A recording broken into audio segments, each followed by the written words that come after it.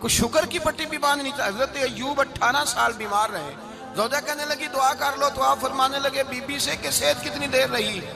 اس نے کہا 60 سال. تو آپ فرمانے لگے ذرا بیماری کو بھی 60 سال گزر لینے دو پھر دعا بھی کر لیں. یہ دعا کی اللہ، یہ لفظ کہے اللہ نے صحت دے دی، تندرستی آ گئی. ایک دن گھر میں بیٹھے بیٹھے زوجہ کہنے لگی کہ ایوب یہ بتاؤ دکھ اچھے کہ سکھ؟ آپ فرمانے لگے سارے دن ہی اللہ کے ہیں پر دکھ بڑے اچھے تھے. مجھ سے پوچھو تو دکھ بڑے اچھے تھے. کہا کس طرح؟ تو حضرت ایوب فرمانے لگے جب میں بیمار تھا تو 24 گھنٹے میں ایک دفعہ میرا رب میرا حال پوچھا کرتا تھا. ایک دفعہ میرا اللہ پوچھتا تھا ایوب تیرا حال کیا ہے؟ فرماتے ہیں 12 گھنٹے تو لذت ہی رہتی تھی کہ میرے رب نے میرا حال پوچھ لیا ہے، اور اگلے 12 گھنٹے میں انتظار کرتا تھا مالک حال دوبارہ کب پوچھے گا. فرمانے لگے اب صحت تو ہو گئی ہے پر اب میرا رب میرا حال تو نہیں نہ پوچھتا. بھائی مشکلات جو ہوتی ہیں وہ تو تجھے سجا دیتی ہیں، سوار دیتی ہیں. تجھے یاد آتا ہے کوئی اپنا جب تجھے درد ہوتی ہے نا، تکلیف ہوتی ہے، پھر تیرا دل کرتا ہے کوئی کندھا ملے جہاں میں سر رکھ کے رہوں. پھر اسی لیے تو کسی درویش سے کسی نے پوچھا تھا اپنا کون ہوتا ہے؟ تو کہا جو تجھے دکھ کے وقت یاد آئے وہ تیرا اپنا ہے. جو تجھے عین آزمائش کے وقت یاد آئے اور تجھے اس کا نمبر فوراً تیرے موبائل پہ چلنے لگے وہ تیرا اپنا سجن ہے جس کو تو دکھ کے وقت یاد کرے. تو بھائی مشکلات کے بعد جو اللہ آسانی دیتا ہے. حضرت ابراہیم کو آگ میں بھی پھینکا گیا، حضرت ابراہیم علیہ السلام کو ستایا بھی گیا، نکالا بھی گیا، لیکن جب ان مشکلات سے گزرے تو میرا رب فرماتا ہے وَإِذِ ابْتَلَىٰ إِبْرَاهِيمَ رَبُّهُ بِكَلِمَاتٍ فَأَتَمَّهُنَّ قَالَ إِنِّي جَاعِلُكَ لِلنَّاسِ إِمَامًا. کہا جب ابراہیم پورے اترے تو پھر ہم نے انہیں امام بنا دیا. یا اللہ کس طرح کی امامت دی؟ فرمایا میں نے اتنی اعلیٰ شان عطا کی ہے کہ اپنے لاڈلے رسول کو جناب ابراہیم کی نسل میں پیدا فرما دیا ہے. میں نے مصطفیٰ کو ان کی نسل میں پیدا کر دیا، قیامت تک کے لیے ان کا وقار بڑھا دیا. اللہم صلی علی محمد وعلی آل محمد کما صلیت علی ابراہیم وعلی آل ابراہیم. ان کی عظمت بڑھا دی اس لیے کہ جب وہ آزمائش سے گزر کر کے آئے پھر جو آسانی دی. میرے نبی پاک صلی اللہ علیہ وسلم نے دین ابراہیمی کی بہت ساری چیزوں کو رکھا. کہا میں ملت ابراہیمی پہ ہوں. جب کوئی مشکلات کو عبور کر کے آتا ہے، جب کوئی تکلیفیں سہ کر کے آتا ہے، اس کے لیے جو اجر ہوتا ہے، اس کے لیے جو پھر اللہ کتنی ذرا بڑی توجہ کیجئے گا. لوگ سمجھتے ہیں فلاں آدمی مشکل میں ہے تو شاید مشکل میں ہی رہے گا، فلاں آزمائش میں ہے تو شاید میرا اللہ فرماتا ہے ایک مشکل دے کے میں 2 آسانیاں بھی دوں گا. تم مشکل دیکھ رہے ہو، مشکل نہ دیکھو، وہ جو اس کو بعد میں آسانی آنے والی ہے، اور ڈبل جو میں اس پر نعمت کرنے والا ہوں اس کو دیکھو. حضرت یوسف کو بھائیوں نے کنویں میں ڈال دیا تھا، اور جب کنویں سے نکلے تو مصر کے بازاروں میں بکے، اور پھر زلیخا نے الزام لگایا تو حالات بگڑ گئے. حضرت یوسف کو جیل جانا پڑا. کتنی کٹھن زندگی تھی، لیکن میرے مالک کو کچھ اور ہی منظور تھا. کنویں میں گرنے والے، بازار میں بکنے والے، جیل میں جانے والے، الزام لینے والے جناب یوسف کو رب کریم نے اسی مصر کا بادشاہ بنا دیا. اللہ پاک نے اسی مصر کا حکمران بنا دیا.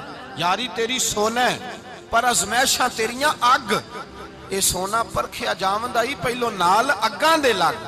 اس کے لیے تھوڑا سا جتن کرنا پڑتا، تھوڑے کٹھن حالات سے گزرنا پڑتا، تھوڑی آزمائشوں کا روپ دیکھنا پڑتا. ہم چاہتے ہیں کہ ہمیں چھیڑے کوئی نہ کوئی تکلیف نہ آئے، کوئی آزمائش. یہ ہو نہیں سکتا میرے بھائی. نامی کوئی بغیر مشقت نہیں ہوا. 100 بار جب عقیق کٹا تب جا کر نگی ہوا. ہم چاہتے ہیں کہ ہمیں کچھ بھی دقت نہ آئے، مشکلات نہ آئے. اور مشکلات تو انسان کو سنوارتی ہیں بھائی، وہ تو نکھارتی ہیں.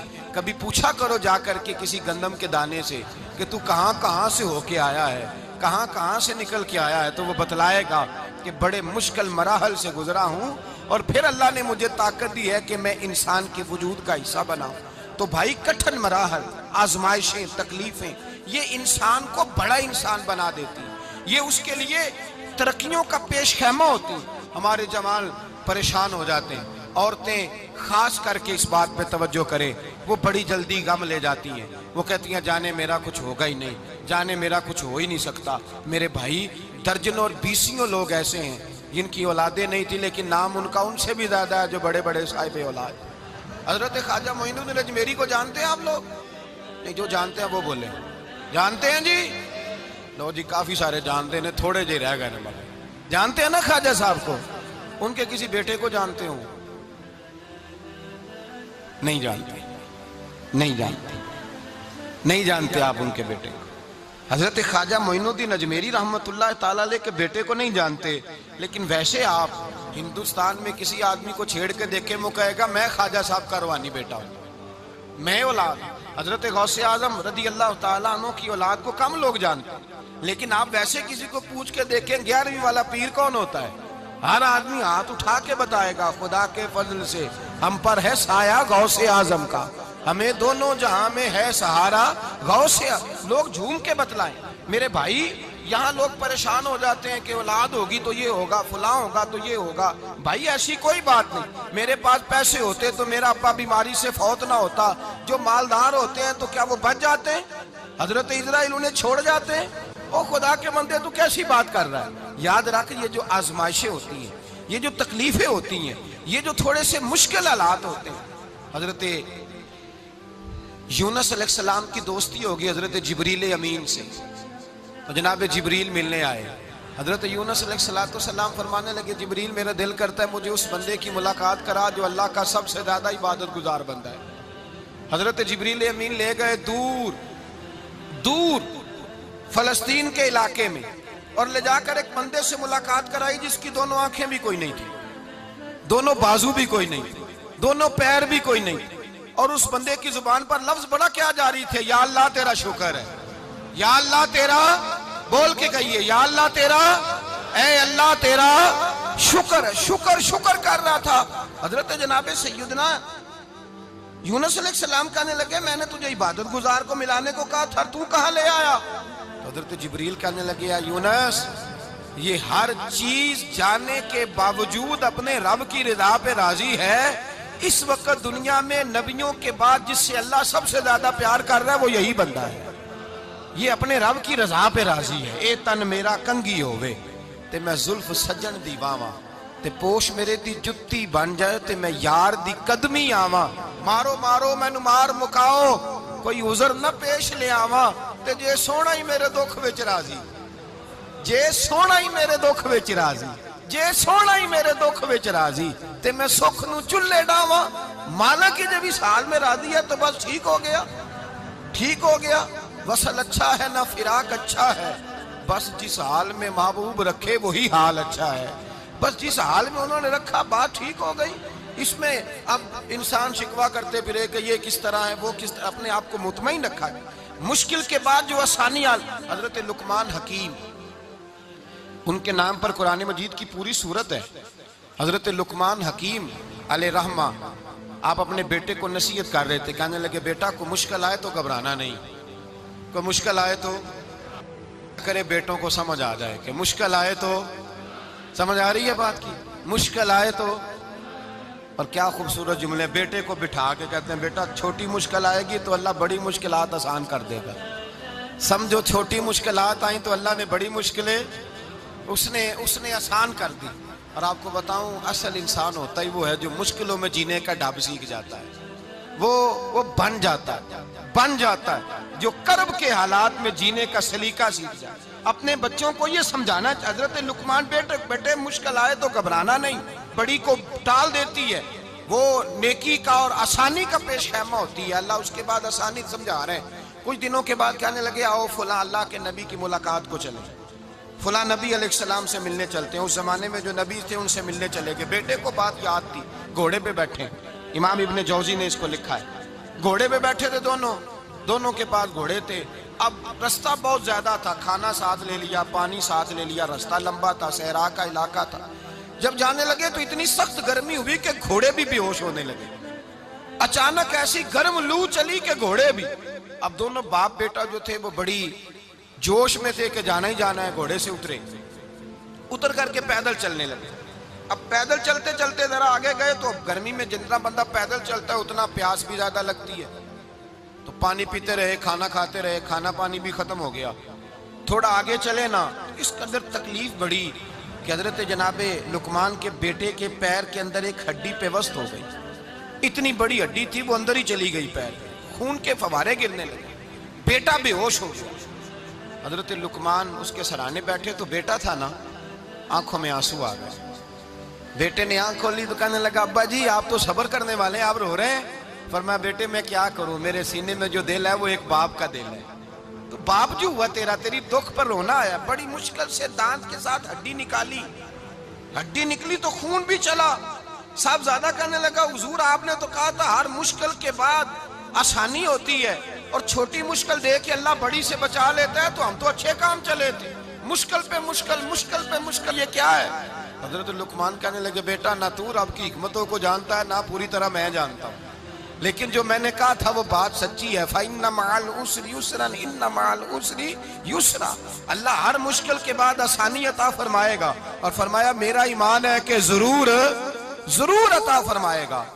یہ بات کہہ رہے تھے کہ سامنے سے دھواں اٹھا، اتنا سخت دھواں اٹھا کہ آپ نے سوچا شاید وہاں بادیا وہاں جاتے، وہاں چلنے لگے تو پیچھے سے کسی نے آواز دی ٹھہر جاؤ، رکو، وہیں رک گئے۔ تھوڑی دیر گزری تو کہا رک جاؤ، جب رکے تو ایک بولنے والا بولا، کہنے لگا تمہارے لیے تھوڑی دیر کے بعد جانوروں کا بندوبست کر دیا جائے گا، کھانے کا بھی بندوبست ہو جائے گا، بچے کا پیر بھی صحیح ہو جائے گا، چلے جانا لیکن ذرا ٹھہرو۔ حضرت لقمان کہنے لگے بولنے والے تو کون ہے؟ تو کہنے لگے میں اللہ کا فرشتہ ہوں، میں اللہ کا فرشتہ ہوں۔ کہا اللہ کے فرشتے اور یہ سارا کچھ کیا ہے؟ تو فرشتہ کہنے لگا اصل بات یہ ہے کہ سامنے بستی پر مجھے عذاب نازل کرنے کا حکم ملا تھا، آپ بڑی تیزی سے آ رہے تھے، میں نے رب سے دعا کی کہ اللہ اس باپ بیٹے کی غلطی کوئی نہیں، مہربانی فرما۔ رب نے پہلے آپ کو صحرا میں الجھایا، پھر میری دعا کی برکت سے آپ کے گھوڑے ٹھہر گئے، پھر میری دعا کی برکت سے آپ کا پانی ختم ہوا، پھر میری دعا کی برکت سے آپ کے بیٹے کو زخم آیا، پھر میری دعا کی برکت سے سامنے سے دھواں اٹھا۔ فرمایا یہ جو تمہیں مشکل پہ مشکل آ رہی تھی، یہ تو میرا رب تمہیں عذاب سے بچانا چاہ رہا تھا، یہ جو تمہیں مشکل پر مشکل آ رہی تھی تو میرا مالک تمہیں عذاب سے بچا رہا تھا، تم سمجھ نہیں رہے تھے۔ حضرت لقمان نے بیٹے کی طرف دیکھا تو بیٹے کہنے لگے ابا جی بات بالکل سچی ہے، افضل الذکر لا الہ الا لا الہ الا، اور پھر پڑھنے لگے حسبنا اللہ و نعم الوکیل نعم المولا و نعم النصیر۔ یہ ورد ہونے لگے۔ بھائی جب تجھے مشکل آتی ہے، آزمائش آتی ہے، تو اس وقت سمجھتا ہے پتہ نہیں میرے ساتھ کیا بننے لگا ہے۔ اللہ تبارک و تعالیٰ چھوٹی مشکل دے کے تجھے بڑی سے محفوظ رکھتا ہے، چھوٹی بیماری دے کے تجھے بڑی سے محفوظ رکھتا ہے۔ بلکہ میں ایک دفعہ ایک تکلیف میں، ایک آزمائش میں مبتلا ہو گیا، تو میں نے اپنے حضرت سے کہا کہ حضور سارے دکھ کٹھے ہی آ گئے، کیا کیا جائے؟ تو آپ فرمانے لگے بڑے خوش نصیب ہو، جوانی میں اللہ نے دکھ دے دیے، بڑھاپے میں آئے تو برداشت نہیں ہوتے، یہ تو بڑے وقت پہ آ گئے، شکر ادا کرنا چاہیے، اس زمانے میں برداشت نہیں ہوتے، اب آسانی ہے، ان کو برداشت کرو، ہمت کرو۔ میرے بھائی یاد رکھیں آزمائشیں، تکلیفیں آپ کو بڑا کرنے کے لیے آتی ہیں۔ ہم آزمائش کو برا جانتے ہیں، دکھ کو برا جانتے ہیں، دکھ تو بڑے پیارے ہوتے ہیں، یہ رونے کا سلیقہ سکھاتے ہیں، یہ اللہ کو منانے کا طریقہ سکھاتے ہیں، یہ مسجد میں جانے کا۔ وہ جو سکھی بندہ ہے نا، سکھی، مجھے ایک صاحب کہنے لگے دو قسم کے لوگ مدینے سے آتے ہیں، مدینہ شریف پوچھنے لگے، کہنے لگے حضرت جی دو قسم کے بندے ہیں، کچھ واپس جاتے ہوئے تڑپ رہے ہیں، کچھ تصویریں کھینچ رہے ہیں رخصتی کے وقت، فرق کیا ہے؟ تو میں نے کہا وہ جو تصویریں کھینچ رہا ہے وہ امیر آدمی ہے، اسے پتہ ہے کہ میں پھر ٹکٹ لے لوں گا، مہینے کے بعد پھر آ جاؤں گا، اور یہ مدینہ چھوڑتے ہوئے تڑپ رہا ہے، یہ کوئی غریب ہے، یہ کہہ رہا ہے پتہ نہیں دوبارہ موقع ملے کہ نہ ملے، یہ دکھی ہے، یہ آزمائش میں دکھی۔ سکھی بندہ تو مکے جا کے نہیں روتا، وہاں بھی کھڑا ہے، ڈٹ کے کھڑا، دکھی کوئی نہیں تو روئے کیسے؟ روئے کیسے؟ دکھیے دی گل دکھیا ہی جانے، دکھیے دی گل، کیا خوبصورت لفظ ہے میاں صاحب کی، اور لفظوں میں حسن دیکھے، کہنے لگے دکھیے دی گل اے دکھیا ہی جانے، تے سکھیے نو کی خبراں، تے یار جنہاں دے موت نے مارے روندے نہیں تک تک قبراں۔ یہ مشکل مرحلہ ہوتا ہے، جب انسان تکلیف میں ہوتا ہے پھر اسے احساس ہوتا ہے، اور تکلیف والے کو ہی تکلیف والے کی تکلیف کا احساس ہوتا ہے۔ جب آپ کو اللہ مشکل دیتا ہے تو سمجھ لے رب آسانی دینا چاہ رہا ہے، جب تیز دھوپ آتی ہے تو سمجھ لے اللہ گرم ہوا گزار کے ٹھنڈی بارش برسانا چاہ رہا ہے، اور جب چاروں طرف سے گھٹن ہو، پنجابی میں کہتے ہیں گما لگ جائے، تو تو پھر سارے بول کے کہتے ہیں اب جو طوفان آئے گا وہ سخت ہی آئے گا، اس لیے کہ گھٹن جتنی زیادہ ہوتی ہے پھر فضل بھی اتنا. جن لوگوں نے تکلیفیں زیادہ سہی تھی رب نے عزتیں بھی زیادہ ہی عطا فرمائی. جن لوگوں نے تکلیفیں زیادہ سہی نا انہیں اللہ نے درجہ بھی. حضرت بلال حبشی نے بڑی تکلیف سہی، مارا کرتا تھا امیہ، بڑا مارتے تھے، اتنا مارتے تھے کہ موٹے، آپ نے کبھی دیکھے ہیں دیہاتوں میں موٹے موٹے پائے ہوتے تھے چار پائیوں کے، موٹے موٹے پان کی چار پائیاں اور بڑی چار پائیاں کافر بچھا کے بیٹھ جاتے اور حضرت بلال حبشی کے پیر ان کے نیچے رکھ دیتے، ہاتھ ان کے نیچے رکھ دیتے، آگ لوہا گرم کر کے اس کے اوپر ننگے بدن لٹا دیتے. مکے نے بڑی آزمائشیں دیکھی، پھر اسی مکے نے مدینے نے عجیب رنگ دیکھا کہ میرے نبی معراج سے واپس آئے اور حضور نے عظمت دی. فرمایا بلال یار تیرا بڑا مقام ہے، تو مدینے میں چل رہا تھا اور میں جنت میں تیرے قدموں کی آواز سن رہا تھا. کتنا تیرا مقام ہے، کتنا تیرا درجہ ہے، میں وہاں تیرے چلنے کی آواز سن رہا تھا. حضرت ابو بکر صدیق رضی اللہ تعالیٰ عنہ نے اس زمانے میں حضور کی نوکری کی جب دوسرا جانثار کوئی نہیں تھا. سارے لوگ تانے دیتے، کہتے ابو بکر تو اکیلا ہی سیانا ہے، سارا مکہ مخالفت کرتا ہے، تو جان ہی نہیں چھوڑتا، سارا زمانہ مخالفت کرتا. ابو بکر صدیق نے مال بھی دیا، جان بھی دی، شہزادی حضرت عائشہ بھی دی حضور کی خدمت میں، ہر چیز لٹا دی. دنیا کو پتا اس دن چلا جس دن میرے رسول پاک صلی اللہ علیہ وسلم مسجد نبی میں بیٹھے تھے، درجنوں صحابہ تھے. حضور نے فرمایا ابو دردہ کو تو بلاؤ. جناب ابو دردہ حاضر ہوئے تو کہتے ہیں حضور کا چہرہ دیکھا تو ناراضگی ہے چہرے پہ. میں نے دیکھتے ہی کہا حضور آپ مجھ سے ناراض ہیں؟ حضور نے فرمایا ہاں میں ناراض ہوں. جب یہ لفظ کہے تو میں کانپنے لگا، حضور ناراض ہو گئے. میں نے کہا یا رسول اللہ میری غلطی. تو نبی پاک نے فرمایا تو میرے ابو بکر کی عظمت نہیں جانتا؟ حضور جانتا ہوں. حضور کیا ہوا؟ نبی پاک نے فرمایا کل تو گلی میں گزر رہا تھا، ابو بکر بھی گزر رہا تھا، تو نے سوچا ہی نہیں تو میرے ابو بکر کے آگے آگے چل رہا تھا؟ یہ خیال ہی نہیں آیا، تجھے پتا نہیں کہ جس نے میرے ساتھ نیکی کی میں نے بدلہ چکا دیا ہے. ابو بکر کا بازو تھام کے اللہ کی بارگاہ میں لے جاؤں گا، میرا رب بھی اسے بدلے عطا فرمائے گا. یہ عظمت، یہ شان، یہ بلندی اور رفعت مشکلات سے گزرنے کے بعد ملی. میرے نبی پاک صلی اللہ تعالیٰ علیہ وسلم کے ساتھ مولا کائنات شیر خدا حضرت علی نے 9 سال کی عمر سے وفات شروع کی اور تا دم آخری حضرت علی نے وفا کی مصطفیٰ سے. کٹھن مراحل سے گزرے، کٹھن مراحل سے. حضرت علی کہتے ہیں میں ہر جنگ میں، ہر جہاد میں ساتھ تھا، پر جس دن مکے اور مدینے سے آنے والوں کو حضور بھائی بھائی بنا رہے تھے، مہاجر اور انصار کو بھائی بھائی بنا رہے تھے. فرماتے ہیں میں تنہا کھڑا تھا، کوئی کسی کا بھائی بن گیا، کوئی کسی کا بھائی بن گیا، میں اکیلا کھڑا تھا اور میں سوچ رہا تھا کہ یار میں کدھر جاؤں. کہتے ہیں میں اس حد تک آیا کہ میرے آنسو بہنے لگے، لیکن میری مشکلات کو آسانی تب ملی جب مدینے کے چاند دھیرے سے اٹھے، میرے قریب آئے، میرا بازو تھاما اور فرمایا علی باقی سارے بھائی بھائی بن گئے ہیں، انت اخی فی الدنیا والآخرہ، تو میرا بھائی ہے، دنیا میں بھی میرا بھائی ہے، قیامت کے دن بھی میرا بھائی ہے. حضور نے اعزاز دیا اور غدیر خم کے موقع پر حضرت علی کا بازو تھام کے کھڑا کر کے حضور نے فرمایا من کنت مولا ہوں فہذا علی مولا. فرمایا جس کا میں مولا ہوں اس کے علی بھی مولا ہے.